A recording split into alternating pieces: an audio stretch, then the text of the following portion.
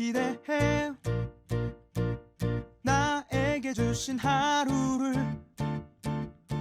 때론 피곤하고 일어나기 싫고 널 깨우는 알람 소리에 짜증도 나겠지만 안녕하세요. 오늘도 푸른 말씀 김호영 전도사입니다. 주무시지 않고 나를 지키셨네. 오늘을 나에게 주셨네. 새 말씀 안에 주가 주신 사랑과 은혜와 오늘 우리가 나눌 말씀은 이사야 63장 15절 말씀입니다. 주여 하늘에서 굽어 살피시며 주의 거룩하고 영화로운 초소에서 보옵소서. 주의 열성과 주의 능하신 행동이 이제 어디 있나이까. 주께서 베푸시던 간곡한 자비와 사랑이 내게 그쳤나이다. 아멘. 좋은 아침입니다. 오늘은 한 인물을 소개하면서 말씀으로 들어가 볼까 합니다. 이 인물은 우리나라 최고의 농구 선수였습니다. 그리고 농구 감독이고요. 최근에는 각종 예능 채널에서 활약하는 인물입니다. 대표적인 유행어도 있더라고요. 이게 블락이야? 이게 블락이야? 이게 유행어입니다. 이제는 다 아시겠죠? 네, 바로 농구 대통령 허재입니다. 여러분들은 기억하실지 모르겠지만 이 허재 감독은 농구를 정말 잘하기도 했지만 이 불같은 성격으로 유명했거든요. 감독으로 있을 때 이 자기 팀에 불공평한 판정이 생기면 이 불같이 분노를 표출하며 화를 내는 감독이었습니다. TV로 이 허재 감독 팀의 경기를 보면 이 멋진 선수들의 기술들도 기대했지만 언제 이 허재 감독이 화를 낼까 기대도 하면서 경기를 본 기억이 있습니다. 또 2011년 세계 농구 선수권 대회에서 이 중국의 한 기자가 기자회견 때 굉장히 무례한 질문을 허재 감독에게 합니다. 결국 이 허재 감독은 그 공식적인 자리에서 분노를 참지 못하고 욕하면서 퇴장해버린 사건이 있었습니다. 이런 사건들을 지금까지 기억하시는 분들은 아마 최근 예능에서의 이 농구 대통령 허재의 모습을 보면 내가 지금까지 알던 사람이 맞나 싶을 정도로 굉장히 해맑은 형, 착하고 재밌는 큰형의 모습으로 나옵니다. 또 최근 허재 감독과 함께 지내던 선수들이 모두가 다 허재 감독은 불같은 면도 있었지만 사랑이 넘치는 사람이었다. 항상 우리를 해맑게 해주고 또 항상 우리에게 해맑게 웃어준다라고 말을 하더라고요. 전 안 믿었습니다. 왜냐면 제가 대학교 다닐 때 용인의 한 이마트에서 이 허재 감독을 만난 적이 있습니다. 그때 팬이었으니까 저는 사인을 받았었는데 이 사인을 해주는 이 허재 감독의 표정이 굉장히 안 좋았습니다. 귀찮았는지 아니면 제가 싫었던 건지 그래서 사진까지 제가 감히 부탁을 못했던 기억이 있습니다. 하지만 최근 이 허재 감독의 모습을 보면 저런 면이 있었나 할 정도로 요즘 예능에서 재밌게 활약하는 모습을 보면 제가 너무 한쪽 면만 보고 사람을 판단했나 싶기도 합니다. 여러분, 사람에게는 여러 가지의 면들이 있죠. 하나님의 존재도 역시 이와 같습니다. 우리가 하나님을 이 분노하시는 하나님으로만 본다면 얼마나 하나님이 무섭겠습니까? 그런데 하나님은 분노하시고 또 심판하시고 죄 지은 자를 가만두지 않는 이 공의의 하나님, 정의의 하나님이기도 하시지만 하나님은 사랑도 많으시고 인자하시고 진실하신 하나님의 면도 동시에 가지고 계십니다. 성경을 보면 이 하나님께서 이 세상을 창조하시고 인간을 이 하나님의 날개 그늘 아래 품으신 이 하나님의 사랑도 함께 존재하지만 동시에 이 소돔과 고모라를 유황과 불비로 멸하시는 이 무서운 하나님, 노아 홍수 사건을 통해서 이 세상의 생명체를 다 쓸어버리시는 이 무서운 하나님도 역시 우리의 하나님이십니다. 그래서 우리는 이 하나님의 존재를 생각할 때 여러 면의 하나님의 모습을 동시에 발견할 수 있는 것입니다.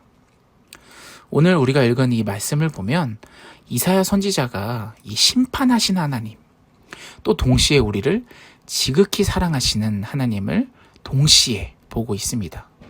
먼저 심판하신 하나님을 소개하고 있죠. 63장 1절을 보십시오. 에돔에서 오는 이 누구며 붉은 옷을 입고 보스라에서 오는 이 누구냐? 그의 화려한 의복, 큰 능력으로 걷는 이가 누구냐? 그는 나이니 공의를 말하는 이요 구원하는 능력을 가진 이니라. 아멘.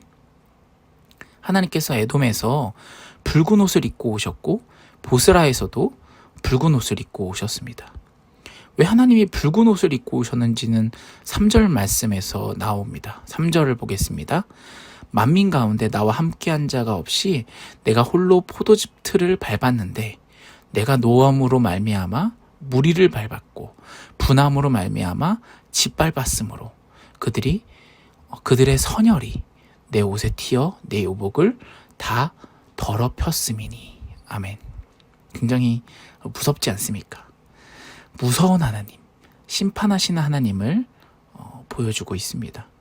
하나님이 그들의 죄를 지켜볼 수가 없어서 하나님의 분노로 그들을 밟았다고 말씀하십니다. 그들의 피가 이 하나님의 의복에 튀었고 그들의 피가 하나님의 옷을 더럽혔기 때문에 이 하나님의 옷이 붉은 옷을 입고 지금 이스라엘 백성들, 남유다 백성들에게 다가오고 있다라고 말씀을 하고 있는 것입니다. 무섭지 않습니까? 두렵지 않습니까? 하나님의 이러한 심판하시는 면만 보고 있다면 우리는 당장이라도 숨어버릴 것입니다. 이 선혈이 낭자한 옷을 입고 다가오신 하나님, 피를 뚝뚝 흘리시면서 다가오는 하나님은 우리에게 얼마나 두렵고 무서운 존재인지 모릅니다. 하지만 이 이사야 선지자는 하나님에게 그런 면만 있다고 보지 않았습니다. 하나님은 지금까지 우리의 역사를 돌이켜보면 사랑이 굉장히 많으시고 은총을 베푸시는 하나님임을 기억하고 있습니다. 7절을 보십시오. 내가 여호와께서 우리에게 베푸신 모든 자비와 그의 찬송을 말하며 그의 사랑을 따라 그의 많은 자비를 따라 이스라엘 집에 베푸신 큰 은총을 말하리라. 아멘. 이건 굉장히 중요한 생각의 반전입니다. 무서운 하나님을 볼 때 지금까지 역사를 통해서 우리에게 베푸신 그 하나님의 사랑과 자비와 은총을 기억하는 것이 바로 성도가 해야 될 생각이고 방향이라는 것입니다. 하나님의 진노를 경험하는 동시에 하나님의 긍휼을 함께 구하고 있는 이 선지자의 놀라운 이 해결 능력이 오늘 우리에게 주는 의미와 메시지가 있습니다. 우리는 하나님의 성품을 대하면서 우리를 심판하시는 하나님, 우리에게 무섭고 공의와 정의를 말씀하시는 하나님을 볼 때마다 이 하나님의 사랑과 은총을 한 번 더 기억해야 할 줄 믿습니다. 오늘 이 세상을 심판하시는 그 하나님의 무서운 칼날을 볼 때마다 지금까지 우리 역사 가운데 사랑을 베푸셨던 하나님을 기억하고 또 그 하나님을 붙잡고 하나님 지금까지 큰 사랑으로 우리를 돌보하셨는데 한 번만 더 긍휼을 허락해달라고 하나님의 긍휼에 기대는 그런 지혜가 필요할 줄 믿습니다. 이사야 선지자는 이 하나님의 은총을 구하고 고대하면서 이 8절에서 14절까지 이스라엘 역사 가운데 베푸셨던 하나님의 사랑을 계속해서 말을 합니다. 그리고 그 뒤에 15절을 보십시오. 우리가 읽은 말씀이죠. 주여 하늘에서 굽어 살피시며 주의 거룩하고 영화로운 처소에서 보옵소서. 주의 열성과 주의 능하신 행동이 이제 어디 있나이까. 주께서 베푸시던 간곡한 자비와 사랑이 내게 그쳤나이다. 아멘.